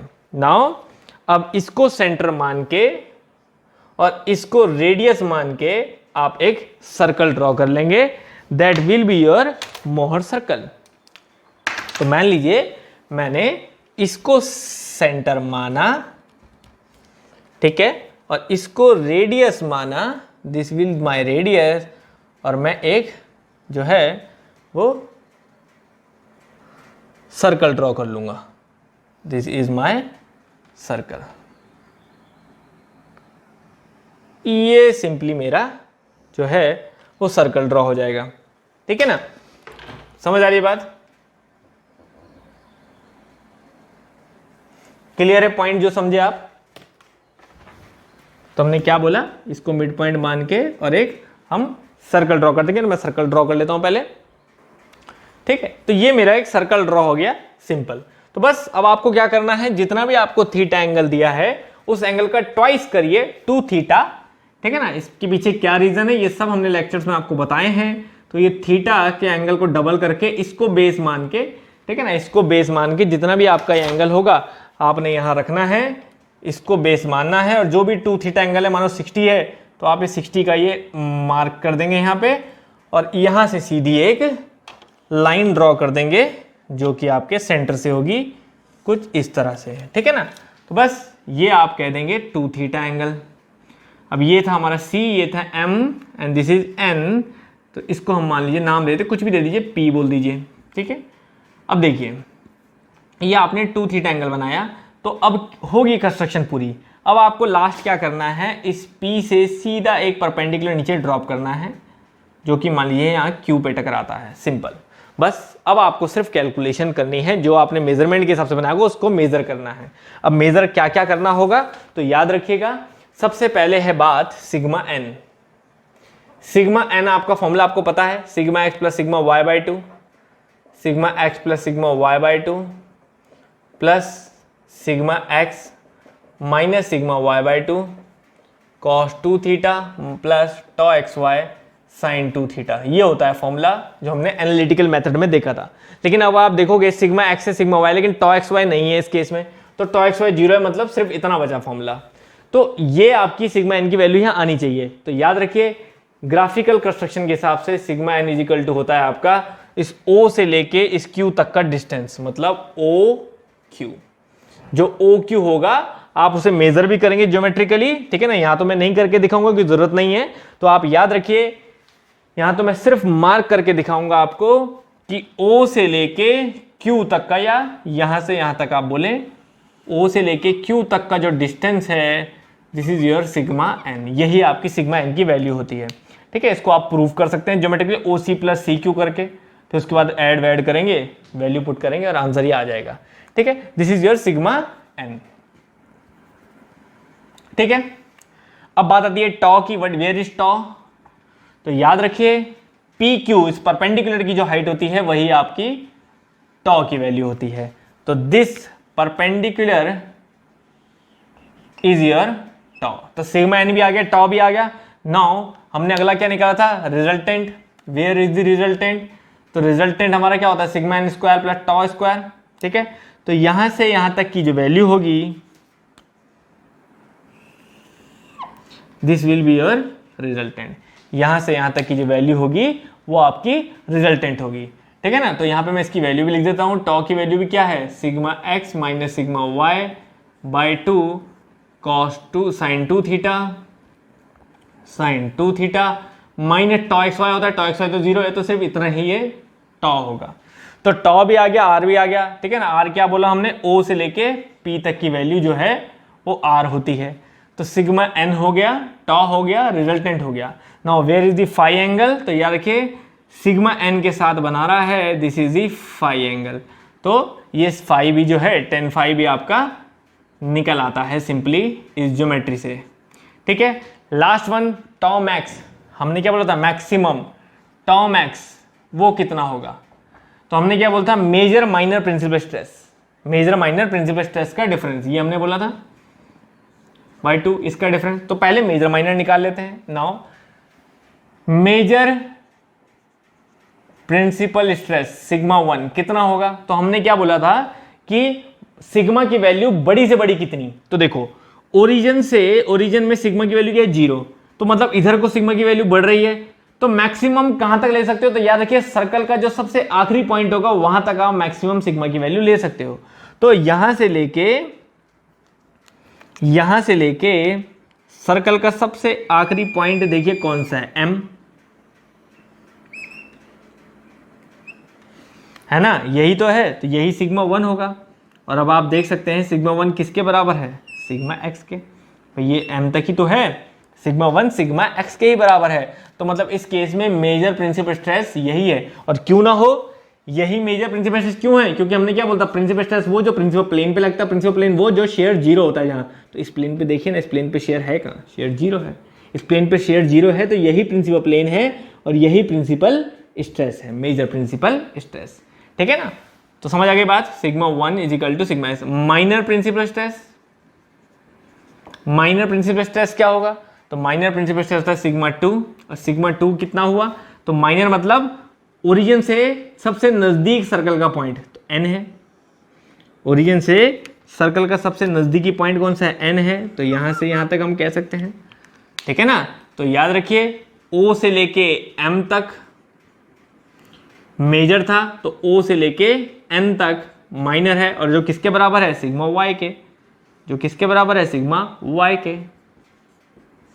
तो माइनर प्रिंसिपल स्ट्रेस ये वाला है, क्योंकि ये भी तो प्रिंसिपल प्लेन है, इसमें भी शेयर नहीं है। तो बस सिंपल। तो देखिए यहां से मेजर और माइनर प्रिंसिपल स्ट्रेस भी आ गए। तो फिर बताइए टॉ मैक्स क्या होगा। तो टॉ मैक्स हमेशा याद रखिए, टॉ मैक्स होता है इसमें रेडियस ऑफ मोर सर्कल के बराबर। बहुत ज्यादा इंपॉर्टेंट है ये, बहुत ज्यादा, सबसे ज्यादा आपसे पूछा जाता है radius of more circle, radius of Mohr circle के बराबर, ठीक है। टॉ मैक्स होता है आपका रेडियस ऑफ मोहर सर्कल के बराबर। अब मोहर सर्कल का रेडियस जो है आपका, उसके अगर बराबर है ये, तो मोहर सर्कल का रेडियस क्या होगा। अब आप देखो, ये है सिग्मा एक्स, ये है सिग्मा वाई, तो इसका डाया क्या हुआ, sigma x minus sigma y, है ना। सिग्मा एक्स में से सिग्मा वाई गया, सिग्मा एक्स में से सिग्मा वाई गया, तो ये बचा sigma x minus sigma y. तो डाया अगर sigma x minus sigma y है तो रेडियस क्या हुआ, रेडियस हुआ इसका हाफ, सिंपल। तो टॉम एक्स क्या हो जाएगा, tau max is equal to sigma x minus sigma y by 2, simple. और यही हमारा फॉर्मूले के हिसाब से भी हुआ, सिग्मा 1 सिग्मा एक्स के बराबर है, सिग्मा 2 सिग्मा वाई के बराबर है, ये आ जाएगा, ठीक है ना। लेकिन ज्योमेट्री के हिसाब से क्या हुआ, तो radius of the motor circle क्या हुआ, रेडियस आप सीपी को भी रेडियस बोल सकते हो, सीएम को भी रेडियस बोल सकते हो, सीएन को भी रेडियस बोल सकते हो, और वर्टिकल लाइन को खींचो यहाँ पे, इसे भी रेडियस आप बोल सकते हो, दिस इज टॉम एक्स। समझ आ रही बात। तो आप किसी को भी रेडियस यहाँ पे बोल सकते हो। तो मान लीजिए मैं इसको एस बोल देता हूँ, तो that C S is radius. तो सी एस बोलो, सी पी बोलो, सी एम बोलो या सी एन बोलो, किसी को भी आप रेडियस बोलो, रेडियस तो रेडियस है। तो दैट रेडियस इस केस में क्या होगा, sigma x minus sigma y by 2, ठीक है, क्योंकि सिग्मा वन मेजर यही है, माइनर यही है, डिफरेंस डिवाइड बाय 2, सिंपल। तो ये देखा आपने कि किस तरह से हमने पहले केस में मोहर सर्कल में ये सारी चीजें प्रूव कर ली। बस अब केस कोई भी हो, रहेंगी सब चीजें ऐसे ही कैलकुलेट की जाएंगी, बस रिजल्ट अलग अलग निकल के आएंगे अलग अलग केस के हिसाब से। आइए किसी एक केस में और में लगा के देखें। तो अब मैं सेकंड केस ले लेता हूं। चलिए मैं पहले हटा देता हूं और केस बना लेता हूं ताकि आपका समय बचे। नाउ केस नंबर 2 लेते हैं हम, स्टिल बाय एक्सियल स्ट्रेसेस का ही, बाय एक्सियल स्ट्रेसेस। कैसे स्ट्रेसेस, अब मैं लेता हूं अनलाइक, ठीक है, biaxial unlike stresses without shear, ठीक है, शेयर अभी भी नहीं ले रहा हूं लेकिन अनलाइक ले लेते हैं। तो अनलाइक लेते हैं तो इसका मतलब ये हो जाता है कि बॉडी में लग तो एक्सिस में दो रहे हैं, sigma x and sigma x, sigma y and sigma y. बस फर्क क्या है, देखो ये मैंने लाइक बना दिए दोनों टेंसाइल। अब इसमें से अगर हम एक को कंप्रेसिव कर दें, जैसे सिग्मा वाई को मान लीजिए मैं कंप्रेसिव कर देता हूं इस तरह से, तो अब हो जाते हैं अनलाइक। तो ऐसे अनलाइक की कंडीशन में अगर हम थीटा एंगल पे नॉर्मल और शेयर निकालें तो सिर्फ फर्क क्या आएगा कि जब आप सिग्मा एक्स एक्सिस में सिग्मा ले रहे हैं, वाई एक्सिस में टॉ ले रहे हैं, तो सिग्मा एक्स आपको एक एक्सिस में ड्रॉ करना होगा और वाई अनलाइक है तो अलग साइड में, नेगेटिव साइड में। तो बस यहां पे हमने सबसे पहले वही किया, सिग्मा एक्स का मार्क मारा, मान लीजिए this is M, sigma y का मार्क लगाया, मान लीजिए दिस इज एन, तो ये हो गया सिग्मा एक्स सिग्मा वाई, है ना। तो यहां तक हमारा ये सिग्मा एक्स हो गया और यहां से यहां तक हमारा सिग्मा वाई हो गया, ठीक है ना। सिग्मा एक्स सिग्मा वाई दोनों अपोजिट साइड में चले गए, बिकॉज क्योंकि अनलाइक है, एक पॉजिटिव है तो एक नेगेटिव है, ठीक है। ये अपोजिट उल्टा भी कर सकते हो आप, सिग्मा एक्स इधर सिग्मा वाई उधर भी, तो वो मतलब नहीं है। बस यहाँ पे यह है, जनरली हम लोग क्या है, कंप्रेसिव को नेगेटिव लेके चलेंगे तो कंप्रेसिव नेगेटिव साइड में। बस अब आपको क्या करना है, इन दोनों का मिड पॉइंट लेना है, इन दोनों का, ये सिग्मा एक्स सिग्मा वाई पूरा एम और एन का मिड पॉइंट लेना है। इस एम और एन का मान लीजिए मैं 0 से स्टार्ट करता हूँ, ये 55 तक है, ठीक है ना। तो 55 मतलब 27.5, तो 26.7.5, तो कहीं यहां कहीं इसका मिड पॉइंट आता है, तो this is the mid point. बस तो अब ये होगा आपका मोहर सर्कल का सेंटर। और वापस अपने कंपास को लेके, ठीक है ना, ये मेरा तो स्लिपरी बहुत है क्योंकि ये यहाँ पे वैक्यूम कई बार मार्कर के वजह से स्लिप हो जाता है, ये यहाँ टिक हो गया, इस तरह से अंदर प्रेस हो गया। तो बस अब आपने क्या करना है, यहाँ पे इसको कंपास को अपने, मैं लूज करूँ, यहाँ तक का मैंने मार्क लिया और जो है सर्कल घुमा दिया, तो यहाँ से यहाँ तक का पूरा सर्कल जो है हमने घुमा दिया, ठीक है। तो वही मैंने कहा स्लिप कर जाता है बार बार, कुछ इस तरह से वैक्यूम। तो आप तो जब आपने तो कंस्ट्रक्शन करना नहीं, आप तो सिर्फ मेथड को समझिए, क्योंकि कंस्ट्रक्शन की आपको ज़रूरत नहीं है, आपको सिर्फ मेथड समझना है। तो इस तरह से मैं इसे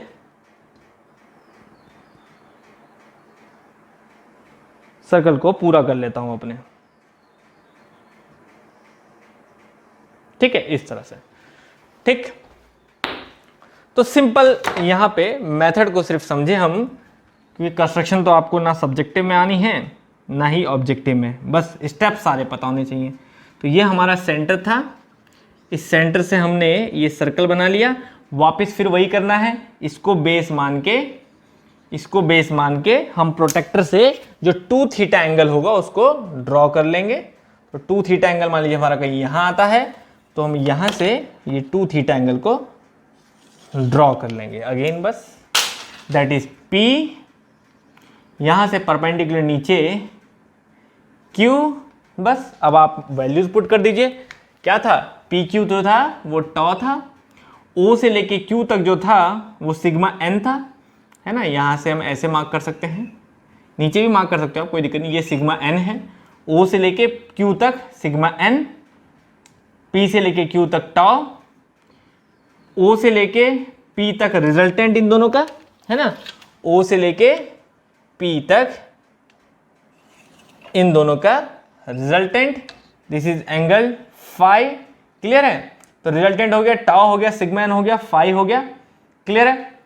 नाउ ये सब चीजें हो गई। अब आपको क्या बोलता है, मेजर माइनर प्रिंसिपल स्ट्रेस। तो फिर मेजर क्या होगा, इस सेंटर से सबसे दूरी, ज्यादा दूरी कौन सी है, ये है। तो स्टिल देखो कोई फर्क नहीं है, दिस इज सिग्मा 1।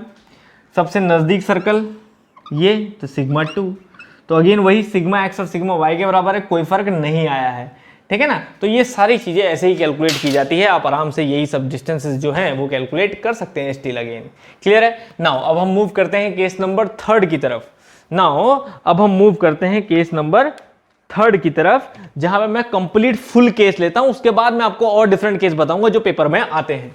क्लियर है। चलिए केस नंबर 3 में बना दूं। ठीक है, केस नंबर 3 हमारा होता है, स्टिल मैं बोलूं biaxial stress with shear. ठीक है, लाइक ही मान लेते हैं, लिखने की जरूरत नहीं है। विद शेयर, अब मैं विद शेयर ले रहा हूं, ये इंपॉर्टेंट बात है कि विद शेयर। तो अब ये फुल केस है, समझ लीजिए, इससे ज्यादा बड़ा केस हमारे पास नहीं होगा। ये फुल केस है कि किसी बॉडी में बाय एक्सियल स्ट्रेस तो लग ही रहे हैं। इनके मैं आपको प्रैक्टिकल एग्जांपल भी बताऊंगा, अभी तो मैं ले रहा हूं। मैं अभी ये भी बताऊंगा कि बाय एक्सियल विद शेयर कैसा केस होता है एक्चुअल में, ठीक है ना। एक्चुअल बॉडी में वो कैसा केस होगा वो भी अभी बात करेंगे, ठीक है ना। इसके जस्ट बाद जो केसेस मैं लूंगा वो सब इंपॉर्टेंट है पेपर में आए हुए। तो ये 3rd केस के बाद आपको सारे वही केस मिलेंगे जो आपके पेपर में आए हुए हैं। सिग्मा वाई, ठीक है, सिग्मा एक्स सिग्मा वाई हो गया। नाउ शेयर भी विद शेयर है, तो मतलब शेयर भी लग रहा है, तो आपको शेयर भी लेना है।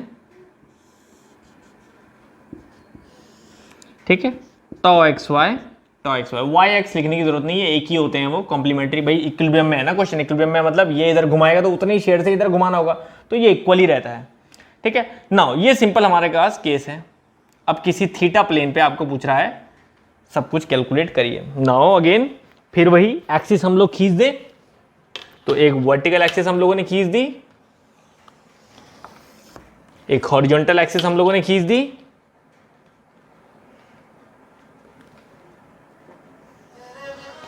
ठीक है, वर्टिकल एक्सिस भी खींच दी। नाउ हॉरिजॉन्टल भी हो गई, वर्टिकल भी हो गई। अब हम यहां पे सिंपली देख सकते हैं, सॉरी ये बीच में कई बार साइलेंट करना भूल जाता हूं मैं। ठीक है, तो अब यहां पे देखें हम O सिग्मा टॉ, ये सिंपल। नाउ अब ध्यान रखिएगा यहां पे कैलकुलेशन करने में, मतलब बनाने में, क्या कि सबसे पहले तो वही जो हम करते आ रहे, सिग्मा एक्स का मार्क m, सिग्मा y का मार्क n, ये आपने किया।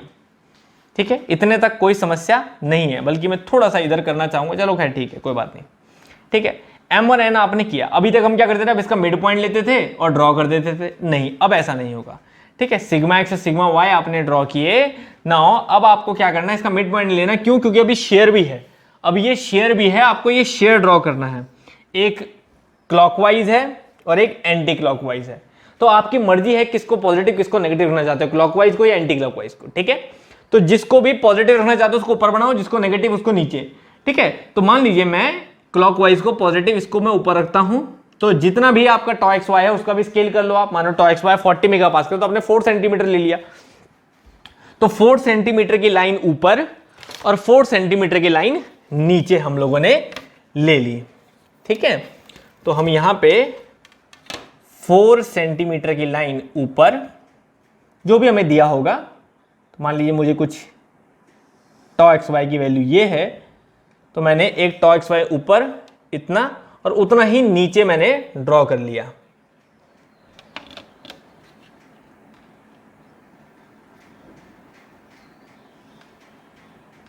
ठीक है, एग्जैक्टली उतना ही होना चाहिए जितना उधर ड्रॉ किया था। ठीक है ना, मतलब आपने जितना यहां लिया उतना ही यहां भी आप लेंगे। ठीक है, एग्जैक्टली सेम।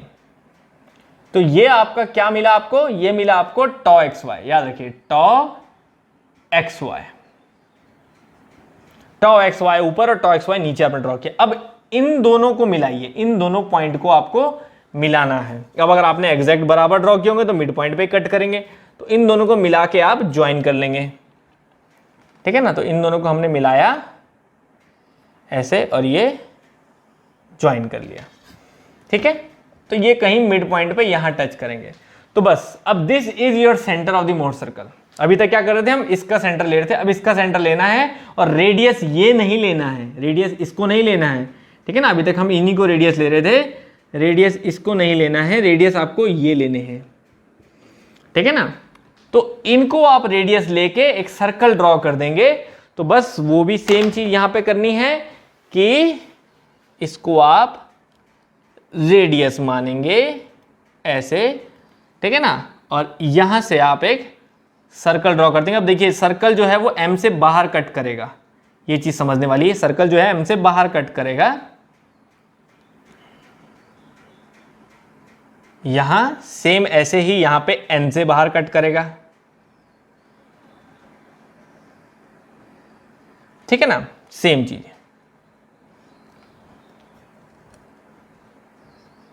सर्कल पूरा कर दूं मैं कुछ ऐसे। ठीक है,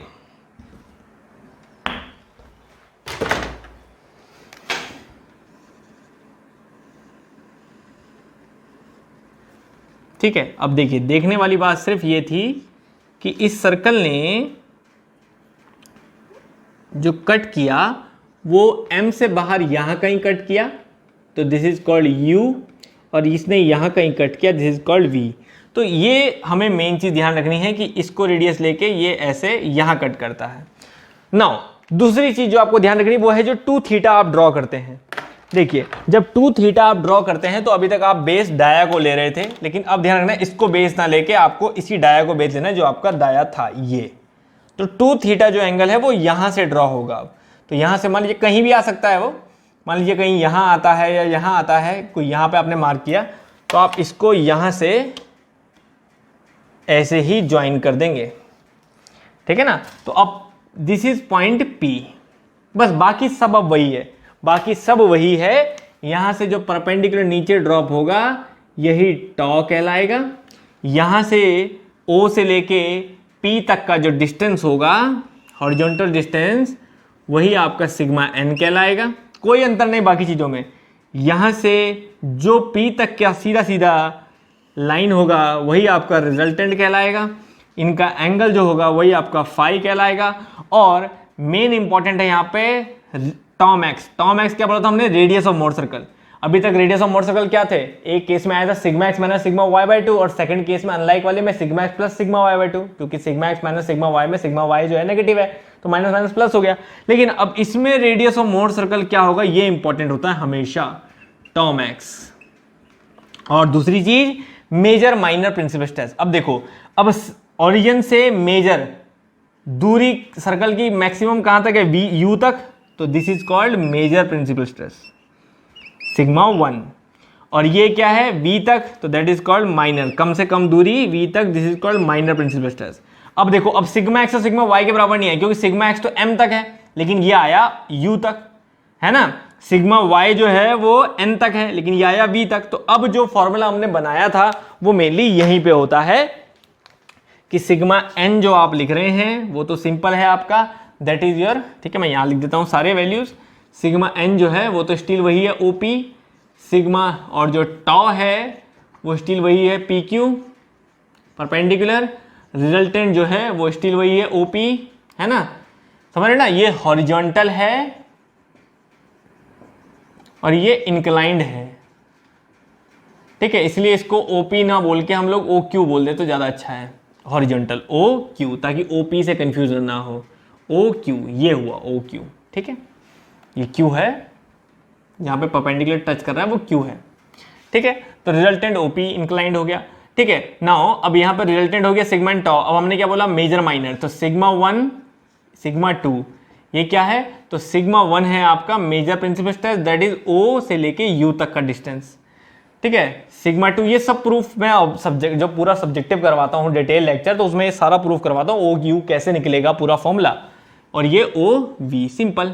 और फॉर्मूला एक्चुअल में क्या था इसका पूरा फॉर्मूला, तो आप लोगों को याद होगा, अभी मैंने लिखा था एनालिटिकल के टाइम पे, sigma x plus sigma y by 2 plus minus half under root, या हाफ को अंदर ले जाओ, sigma x minus sigma y by 2 का whole square plus tau x y का स्क्वायर, दिस इज सिंपल, ठीक है ना।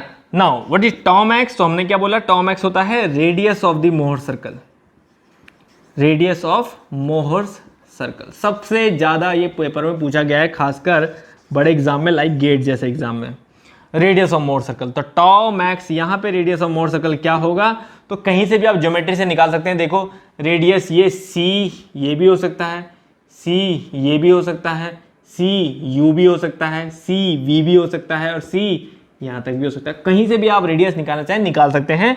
मैं आपको डायरेक्ट फॉर्मूला बता रहा हूँ, तो वो रेडियस कितना निकल के आता है, सिंपल, ये माइनस ये डिवाइड बाई 2, तो that is sigma x minus sigma y by 2 का whole square plus tau x y का स्क्वायर। ये समझ लीजिए जो मेजर माइनर प्रिंसिपल स्ट्रेस में ये वाला पोर्शन है, ये रेडियस है, radius of the Mohr circle. बस, तो ये 3 ग्राफिकल मेथड आपको समझने होते हैं, ये 3 केस समझने होते हैं। अब इनके बेसिस पे आप कोई भी मोहर सर्कल ड्रॉ कर सकते हो, जो भी केस आपके पास आए। आइए डिफरेंट केसेस तैयार करते हैं जो हमारे पास पेपर में पूछे जा चुके हैं। देखिए पहला केस में उठाऊं कि मान लीजिए, अब आपको इंपॉर्टेंट केसेस में अब डिस्कस कर रहा हूं सारे पेपर के लिए, ठीक है ना। अब ये सारे बड़ी इंपॉर्टेंट केसेस हैं। जैसे सबसे पहले आपको बोले कि ओनली प्योर शेयर की कहीं कंडीशन हो, तो ऐसे में मोहर सर्कल क्या होगा। तो प्योर शेयर किस कंडीशन में आता है, जब आपका शाफ्ट, अब मैं प्रैक्टिकल एग्जांपल भी लिख रहा हूं उसका, जरूरी नहीं कि हर बार आपको डायरेक्ट प्योर शेयर लिख के दे, आपको यही बोल सकता है shaft under torsion, shaft under torque. जब शाफ्ट अंडर टॉर्जन हो, ठीक है ना, सिर्फ शाफ्ट में एक टॉर्क लग रहा हो, तो वो है प्योर शेयर की कंडीशन, जब और कुछ नहीं हो, शाफ्ट में सिर्फ एक टर्निंग मोमेंट लग रहा है। तो ऐसे केस में जो प्रॉब्लम बनती है वो क्या बनेगी, there is no axial stress, तो कोई एक्सियल स्ट्रेस नहीं है, सिर्फ शेयर है, तो there is a condition of shear only. When there is no axial stress, there is condition of pure shear only। तो मैं प्रैक्टिकल एग्जांपल, ठीक है, और प्रॉब्लम आपको दोनों तरह से लिख के दे रहा हूं, इस तरह से। तो ऐसा कोई केस है, तो ऐसे में what is the Mohr circle, अब आपको ये लिख के दे, ये लिख के दे, या ये लिख के दे, ठीक है ना, तीनों में से किसी भी तरह से आपको ये प्रॉब्लम पूछे, मोहर सर्कल सिंपल क्या होगा। तो जो स्टेप्स है, just follow the steps, just follow the steps, this is the simple, just follow the steps। Steps क्या थे, ये था ओरिजिन O। नाउ स्टेप्स क्या थे, फर्स्ट ड्रॉ सिग्मा एक्स, कोई सिग्मा एक्स है, ध्यान से देखिएगा, जैसे फॉलो स्टेप बताया बिल्कुल वैसे ही फॉलो करो, मैं कुछ अलग नहीं कर रहा हूं। पहले सिग्मा एक्स क्या है, 0, सिग्मा एक्स नहीं दिया है तो 0 पे मार्क कर लो, सिंपल। नाउ सिग्मा वाई क्या है, 0, अगेन 0 पे मार्क कर लो, ठीक है, एम और एन दोनों हो गया। नाउ उसके बाद क्या करते थे, शेयर अगर होता था तो शेयर मार्क करते थे एक ऊपर एक नीचे, तो बस उतना ही शेयर एक ऊपर मार्क कर लो, उतना ही शेयर एक नीचे मार्क कर लो, एग्जैक्टली उतना ही। तो ठीक है, हमने ऊपर और नीचे शेयर मार्क कर लिया। नाउ अब क्या करते थे हम, जब शेयर हो जाता था टॉ एक्स वाई ऊपर और टॉ एक्स वाई नीचे, ठीक है, clockwise anti clockwise positive negative. अब आपको क्या कहता था कि अब इस पॉइंट से इस पॉइंट को मिलाओ, जहां पॉइंट मिड पॉइंट आएगा वो centre of the Mohr circle होगा, तो यही ओरिजिन ही मिड पॉइंट आएगा। तो बस इसको रेडियस लेके अब एक सर्कल ड्रॉ कर दो। तो इसको रेडियस लेके हमने एक सर्कल को ड्रॉ कर दिया, बस दिस इज द केस। तो ये है Mohr circle of pure share, Mohr circle of pure share. अब इसमें और क्वेश्चन क्या बनते हैं, आपको कोऑर्डिनेट्स ऑफ ओरिजिन पूछता है कि किस केस में कोऑर्डिनेट्स ऑफ ओरिजिन जो है वो 0 0 पे होते हैं। तो इस केस में 0 0 पे होते हैं, सिग्मा भी 0 है, सिग्मा भी 0 है और टॉ भी 0 है ना, क्योंकि ये सिग्मा है एक्स एक्सिस और वाई एक्सिस क्या है टॉ। तो 0 0 पे इस मोहर सर्कल के ओरिजिन सेंटर होता है, ठीक है ना, कोऑर्डिनेट्स ऑफ सेंटर बोलते हैं, coordinates of centre of Mohr circle. तो ये सिंपल आपका केस हो गया, क्लियर है, समझ आ गई बात। तो this is the condition of pure share. Now second case में लेता हूं अब आपके सामने। मान लीजिए, ठीक है ना, तो ये मैंने इंपॉर्टेंट केस बताया आपको एक प्रैक्टिकल एग्जांपल के साथ। अब मान लीजिए आपको एक केस हम और बोलें,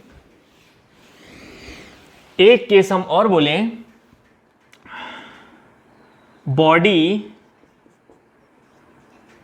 अंडर टेंसाइल लोड, बॉडी में सिर्फ एक टेंसाइल लोड लग रहा है। तो बॉडी अंडर टेंसाइल लोड मतलब प्रैक्टिकली कैसी हो गई बॉडी, कुछ इस तरह हो गई बॉडी, है ना। बॉडी अंडर टेंसाइल लोड मतलब प्रैक्टिकली कुछ ऐसे हो गई बॉडी, यहाँ पे सिग्मा लग रहा है और यहाँ पे भी सिग्मा लग रहा है, यही तो टेंसाइल लोड हुआ। तो बॉडी सिर्फ खींची जा रही है, दैट इज द टेंसाइल। तो अगर इसके हिसाब से हम बोलें तो ये केस कैसा हुआ, ऐसा नहीं हुआ, सिर्फ यहाँ पे एक सिग्मा एक्स और यहाँ पे सिग्मा एक्स, बस, और तो कुछ है नहीं। तो मतलब ये किस तरह का स्ट्रेस हुआ, तो इसको ऐसे बोलें या फिर कैसे बोलें, यूनी एक्सियल मतलब एक्सिस पे एक ही एक्सियल स्ट्रेस लग रहा है, uniaxial stress without shear, ठीक है ना। अब इसमें से आपको किसी भी तरीके से बोले, आपने अपने स्टेप्स को फॉलो करना है। अब देखो शेयर तो है नहीं, सिंपल वाले स्टेप रहेंगे केस 1 वाले। देखो सिंपल क्या करेंगे, अब कोई गड़बड़ नहीं, सिंपल सिग्मा टॉ, क्या बोला था पहले स्टेप, सिग्मा एक्स बनाइए, है ना सिग्मा एक्स। तो सिग्मा एक्स जितना है उतना हमने सिग्मा एक्स बनाया और मार्क कर लिया m। नाउ अगला स्टेप क्या था, सिग्मा वाई क्या है ही नहीं 0, तो 0 पे ही मार्क कर लिया, ठीक है ना। ये x हो गया सिग्मा एक्स और 0, ठीक है।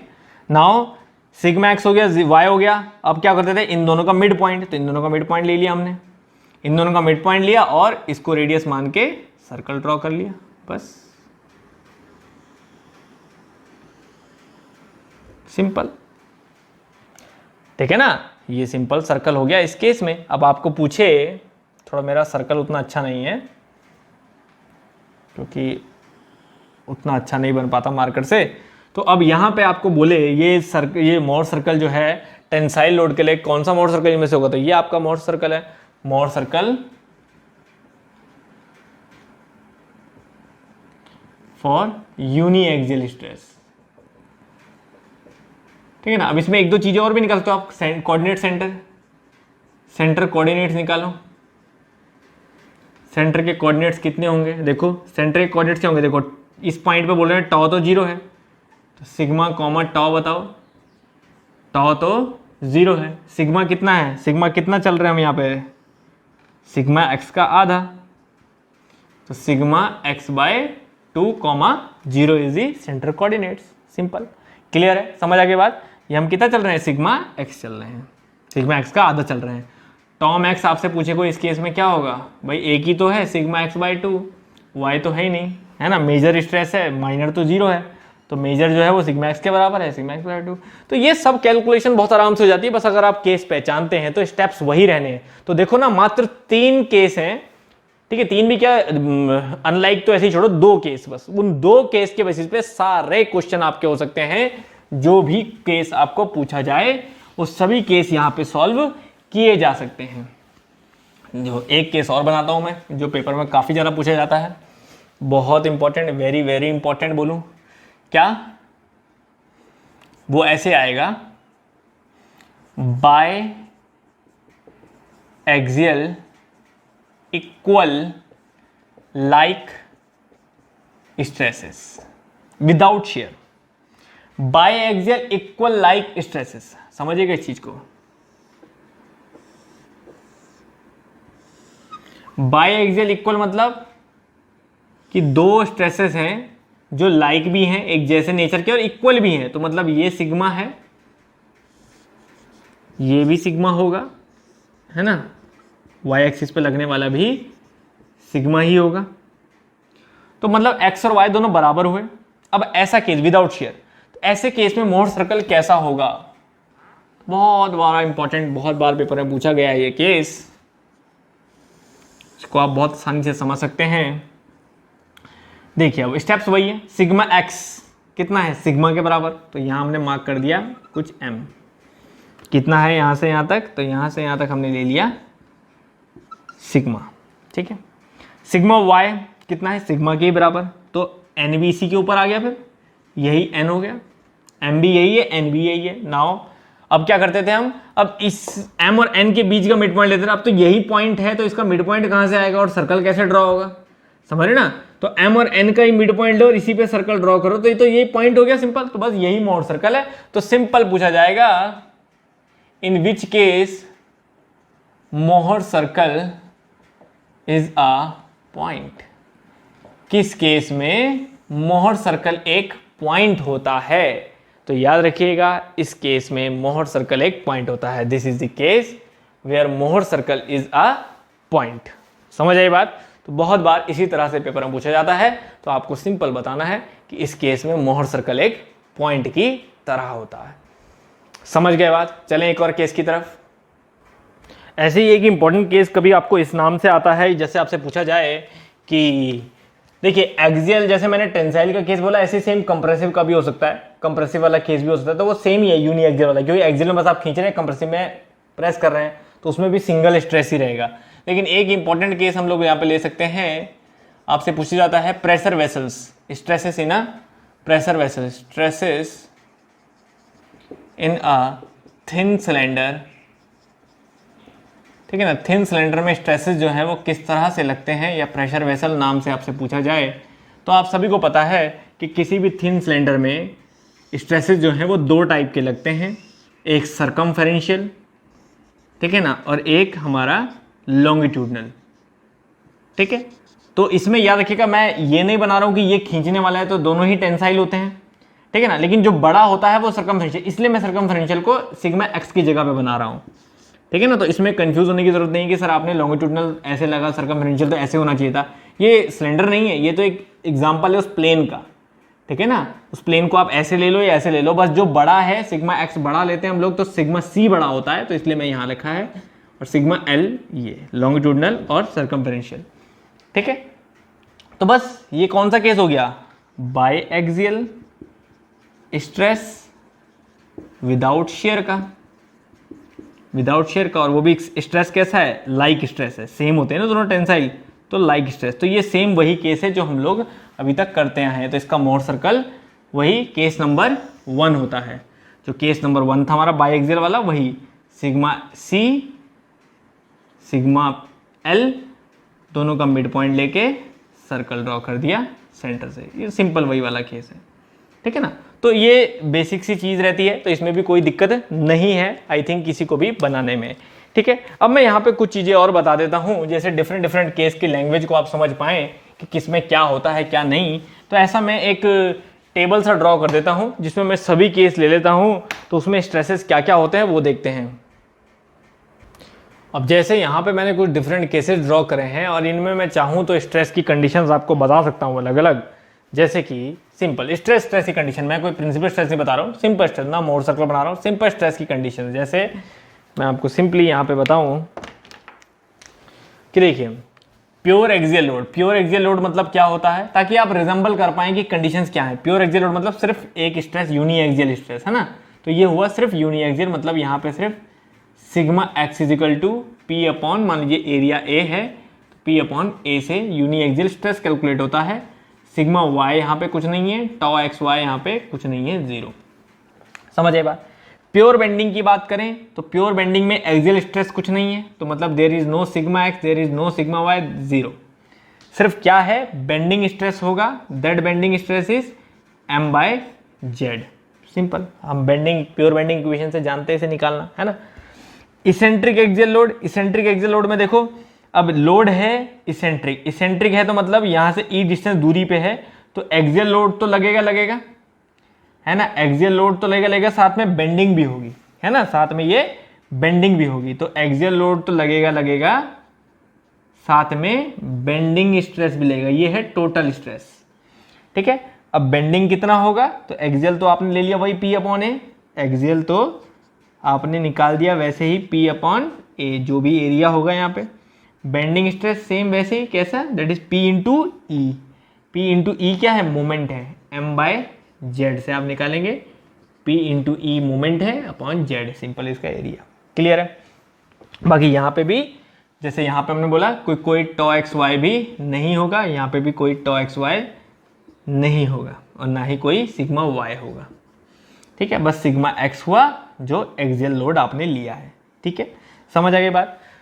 इधर बात करें, ठीक है ना, इधर बात करें हम लोग प्योर टॉर्जन के केस में, तो प्योर टॉर्जन में कोई सिग्मा एक्स भी नहीं है, कोई सिग्मा वाई भी नहीं है, सिर्फ क्या है, टॉ एक्स वाई है, जो क्या निकलेगा, T by Z P, polar moment of, polar modulus समझ लो, पोलर मॉडुलस इसे बोलते हैं। क्लियर है। यहाँ पे की बात करें axial loading and twisting moment, axial load, देखिए एक्सियल लोड लग रहा है तो एक्सियल स्ट्रेस तो रहेगा एक P अपॉन ए, ठीक है ना, सिग्मा वाई जीरो रहेगा, और टॉ रहेगा एक, दैट इज ट्विस्टिंग मोमेंट है तो एक टॉ रहेगा, that is T by Z P, ये रहेगा। ठीक है, इधर बात करें bending moment and twisting moment, तो बेंडिंग मोमेंट की वजह से देखो लोड, एक्सियल लोड कोई नहीं है, तो सिग्मा एक्स सिग्मा वाई, ठीक है, ये एक तरह से जीरो है, लेकिन एक बेंडिंग स्ट्रेस है, बेंडिंग स्ट्रेस एक तरह का बेंडिंग स्ट्रेस ही कहलाता है, जैसे m बाई जेड से निकलेगा सिंपल, और जो आपका ट्विस्टिंग मोमेंट है टॉ, दैट इज भी टी बाय जेड पी से निकलेगा सिंपल। ठीक है, इसेंट्रिक एक्सियल लोड, अब देखो यहाँ पे ट्विस्टिंग मोमेंट है तो tau is equal to T by Z है, लेकिन लोड एक्सियल लोड भी लग रहा है sigma x is equal to, लेकिन वो क्या लग रहा है, रहेगा तो सिंपल P अपॉन ए, लेकिन इसेंट्रिक है, इसेंट्रिक है मतलब एक बेंडिंग भी होगी, मोमेंट भी लगेगा, that is sigma b, bending stress भी लगेगा m बाय जेड, और मोमेंट होगा m P इंटू ई का अपॉन जेड। तो ये कुछ डिफरेंट केस थे जिनके लिए मैंने आपको डायरेक्ट स्ट्रेस कैलकुलेशन बताई। तो इस तरह के डायरेक्ट स्ट्रेस कैलकुलेशन से ये सभी केसेस जो हैं हम लोग सॉल्व करते हैं। क्लियर है। ठीक है, तो बस इन्हीं स्ट्रेसेस को देख के हम लोग आगे के मोहर सर्कल और क्या क्या लगना चाहिए क्या नहीं उसमें ये भी डिसाइड करते हैं। तो ये सब मैंने आपको डिफरेंट केसेस एक साथ यहाँ पे कुछ लिए हैं जिनसे आप प्रैक्टिकल सिचुएशन और अपने मोहर सर्कल के केसेस को बना सको। अब चाहो तो मैं आपको उसमें मोहर सर्कल के केसेस भी ड्रॉ कर देता हूं ताकि आपको एक कंफ्यूजन और दूर हो, नहीं तो कुछ देर बाद आपको ये लगने लगा कि यार सर्कल के केस कैसे होंगे। तो प्रॉब्लम देखो आप बना लो, uniaxial stress P P simple, तो ये हुआ सिग्मा सिग्मा, है ना, सिंपल सिग्मा सिग्मा और कुछ है नहीं। इसकी केस बोलें तो प्योर बेंडिंग है, ठीक है ना, यहाँ पे सिग्मा एक्स सिग्मा वाई तीनों जीरो है, टॉ एक्स तो सिर्फ बेंडिंग है, वो आप यहाँ से कैलकुलेट करोगे तो मतलब there is no requirement of any case taking in Mohr circle. Mohr circle के लिए कोई केस लेने की जरूरत नहीं है, सिर्फ बेंडिंग के केस में, ठीक है ना। इसेंट्रिक एक्सियल है, सिग्मा एक्स भी लग रहा है ना, और आपका शेयर स्ट्रेस जो है वो जीरो है, तो ये भी एक तरह से क्या हो गया आपका यूनी एक्सियल का केस हो गया। ये भी इसमें क्या हो रहा है आपका सिग्मा एक्स जो है वो लग रहा है, ठीक है ना, और साथ साथ बेंडिंग हो रही है ना। यहाँ पे अगर हम देखें तो प्योर टॉर्जन है, तो जैसे हमने बोला था कि कुछ नहीं लगेगा सिर्फ टॉर्क लगेगा, तो प्योर टॉर्जन का केस ये हुआ आपका, ठीक है ना। अगर एक्सियल लोड और ट्विस्टिंग मोमेंट बोले तो ट्विस्टिंग मोमेंट मतलब शेयर तो लगेगा, ट्विस्टिंग तो होगा, टॉ तो आएगा, लेकिन साथ साथ क्या है एक्सियल लोडिंग भी हो रही है, तो एक्सियल लोडिंग भी आएगी, ये भी आएगा, ठीक है ना। सारे केस समझ में आ रहे हैं सिंपल। इस केस की अगर बात करें तो यहाँ पे क्या हो रहा है, देखो bending moment and twisting moment. Twisting moment bending moment में क्या हो रहा है, बेंडिंग मोमेंट में बेंडिंग स्ट्रेस है और twisting sigma x sigma y 0 है, तो मतलब सिर्फ एक तरह से इसके लिए हम लोग सिर्फ लगभग प्योर शेयर वाला केस यहाँ पे बोल सकते हैं विद बेंडिंग स्ट्रेस। लेकिन एक चीज़ का ध्यान रखें कि जब बेंडिंग स्ट्रेस के अलोंग, जैसे हमने बोला एक चीज़ का ध्यान रखें, सिग्मा एक्स सिग्मा वाई हम 0 मानते हैं, लेकिन बेंडिंग स्ट्रेस है, बेंडिंग स्ट्रेस किस में काउंट होगा, सिग्मा एक्स में ही होगा ना। तो आप एक चीज़ का ध्यान रखें, सिग्मा एक्स को 0 ना लिखें यहाँ पे। क्यों? क्योंकि बेंडिंग स्ट्रेस है, तो बेंडिंग स्ट्रेस की वजह से वो stress about the neutral axis होगा तो उसे खींचेगा ही, तो न्यूट्रल एक्सिस के अबाउट वो खींचेगा तो इस तरह से ही लगेगा। तो हम सिग्मा एक्स को ले लेंगे बेंडिंग में, जहां जहां बेंडिंग है। एक जगह और बेंडिंग कहीं हो रही थी यहाँ पे, ठीक है ना। तो यहाँ पे भी हमारा क्या था, सिग्मा एक्स लग रहा था लेकिन साथ में बेंडिंग भी था, तो इस सिग्मा एक्स में आपको बेंडिंग ऐड करना पड़ेगा। ये चीज ध्यान रखिएगा, sigma x plus sigma bending, ये मिला के खींचेगा इसे, ठीक है ना, मिला के खींचेगा। या फिर न्यूट्रल एक्सिस से ऊपर बोलोगे कंप्रेसिव, वो आपने वो बेंडिंग स्ट्रेस में आपको बता रखा है कि न्यूट्रल एक्सिस से अगर मोमेंट ऐसे लग रहा है तो रॉड को अगर मैं ऐसे मोड़ रहा हूं तो नीचे से खींची चली जाएगी, ऊपर से कंप्रेसिव होगी। तो ये बेंडिंग स्ट्रेस न्यूट्रल एक्सिस से ऊपर में माइनस होगा और नीचे में प्लस होगा। तो ये चीज का थोड़ा सा ध्यान रखना होता है, ठीक है ना। तो इसलिए यहाँ पे हर चीज नहीं पता चल सकती, लेकिन इतना याद रखिए कि जहां जहां बेंडिंग स्ट्रेस है तो आपका, जैसे यहाँ पे भी, सॉरी यहाँ पे भी बेंडिंग था, तो इसको सिग्मा एक्स ले लीजिए आप, सिग्मा वाई को 0 मत करिए, नहीं तो बाद में कंफ्यूजन होगा आगे जाके आपको जब पढ़ोगे। सिग्मा एक्स को सिग्मा बी के बराबर लो, तो मतलब एक सिग्मा एक्स तो जो है वो एक्ट करेगा ही करेगा, सिंपल मान के चलो। तो ये भी यूनी एक्सियल का ही केस हुआ, ये भी यूनी एक्सियल का केस हुआ। बस इसमें और इसमें फर्क क्या है, इसमें यूनी एक्सियल स्ट्रेस की वजह से था, इसमें बेंडिंग स्ट्रेस की वजह से, इसमें एक्सियल और बेंडिंग दोनों की वजह से है। क्लियर है? इसमें सिर्फ टॉर्क है, इसमें ठीक है, इसमें क्या है, इसमें एक्सियल भी है और शेयर भी है। इसमें एक्सियल, इसमें सिर्फ शेयर था, लेकिन बेंडिंग होने की वजह से एक सिग्मा एक्स भी है जो बेंडिंग के बराबर है, that is sigma x. Clear है? अब लास्ट केस है, इसमें देखिए एक्सियल भी है, बेंडिंग भी है, शेयर भी है। तो ये एक्सियल बेंडिंग शेयर मतलब एक्सियल जो होगा वो बेंडिंग पे ऐड करके चलेगा या माइनस करके चलेगा, वो डिपेंड करता है वही एक्सिस से ऊपर या एक्सिस से नीचे, और साथ में शेयर भी होगा। सिंपल। तो ये डिफरेंट केस मैंने आपके सामने बना दिए कि इन प्रैक्टिकल सिचुएशन में किस तरह की स्ट्रेस कंडीशंस होंगी आपके सामने, किस तरह की बाई एक्सियल स्ट्रेसेस कंडीशंस होंगी अलग अलग, biaxial, uniaxial, with shear, without shear, तो वो अलग अलग, इससे ज़्यादा केसेस आपके पास नहीं हो सकते, ठीक है ना। तो इन सभी केसेस के लिए मैंने सिंपल यहाँ बना दी। बस सिंपल याद रखिए, एक्सियल फोर्स लग रहा है तो एक्सियल स्ट्रेस तो लगेगा, है ना। अगर बेंडिंग स्ट्रेस लग रहा है तो वो भी एक्सियल में ही काउंट होगा। अगर उसके साथ एक्सियल लग रहा है तो ऐड होंगे, और अगर ऐड नहीं, एक्सियल नहीं लग रहा है तो अकेला वही एक्सियल एक्स के डायरेक्शन में लगेगा, ठीक है। तो बेंडिंग को भी आप एक्सियल के साथ ऐड करके चलेंगे। क्लियर है? क्योंकि वो ऐड होता है न्यूट्रल एक्सिस से नीचे और ऊपर, तो बस वो फर्क पड़ेगा जब हमें न्यूट्रल एक्सिस से नीचे ऊपर दोनों के टाइम पे बताया जाएगा। क्लियर है? इतनी बात समझ में आ गई। तो ये थे हमारे पास डिफरेंट केसेस मोर सर्कल में जो आपके हो सकते हैं, जितने भी इंपॉर्टेंट केसेस। अब जब भी इसका ऑब्जेक्टिव सेशन में लूंगा वहां पे आपको और अच्छे से इनके बारे में बताऊंगा, मतलब वहां पे आपको और अच्छे से, और भी कुछ ऑब्जेक्टिव ऐसे क्वेश्चंस हैं जो इसमें कंफ्यूज कर सकते हैं, लेकिन कोई कंफ्यूजन है नहीं, ठीक है। तो चलिए, यहां तक आपको मोहर सर्कल अगर समझ में आता है और ये सब कुछ कंडीशन समझ में आती है तो बताइएगा, और अगर स्टिल डाउट होता है तो भी बताइएगा, फिर और इससे बेहतर कुछ करने की कोशिश करेंगे। तो चलिए, थैंक यू वेरी मच, ठीक है। मिलते हैं नेक्स्ट सेशन में। तो बस अब सोम के एक दो ही सेशन बचे हैं, वो आज या कल ही खत्म हो जाएंगे, उसके बाद स्टार्ट करूंगा मैं नेक्स्ट सब्जेक्ट। और याद रखिए, जो प्योर टॉर्जन में मैंने थोड़ा सा बड़े टॉपिक डाले हैं, वो इसलिए डाले हैं कि ऑलरेडी प्रिपेयर्ड लेक्चर थे, तो उस पे जो है आपको बड़ा इसलिए है क्योंकि कुछ प्योर टॉर्जन जो है वो मोस्ट इंपॉर्टेंट रहा है हर पेपर के लिए, चाहे वो कोई भी पेपर रहा है, प्योर टॉर्जन हर एक को बिल्कुल अच्छे से क्लियर होना चाहिए, इसलिए मैंने वो प्रॉब्लम वाला केस भी डाला है। और बड़ी प्रॉब्लम ऐसी है जिसका डेरिवेशन वगैरह डाले हैं, वो इसलिए डाले हैं क्योंकि प्रॉब्लम का डेरिवेशन जैसे लास्ट में टेपर वाला वो हर जगह अवेलेबल नहीं है, तो हर एक को नहीं पता वो कैसे करने होते हैं, तो वो लेक्चर में साथ साथ आपको मिल जाएंगे, तो आप अपने हिसाब से उसको देख सकते हैं। क्लियर है? चलिए, थैंक यू वेरी मच।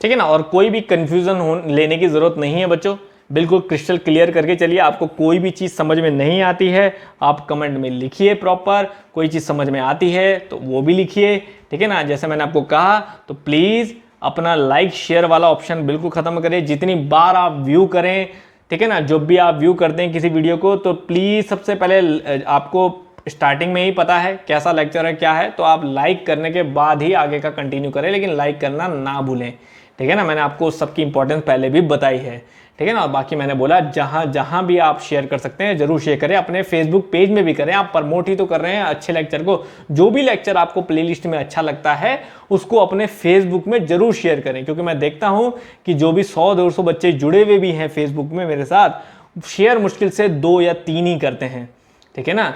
तो देखिए यही आपकी फीस है एकमात्र, you have to share in your page. जो भी लेक्चर आपको अच्छा लगता है इसमें कोई बुराई नहीं है, क्लियर है।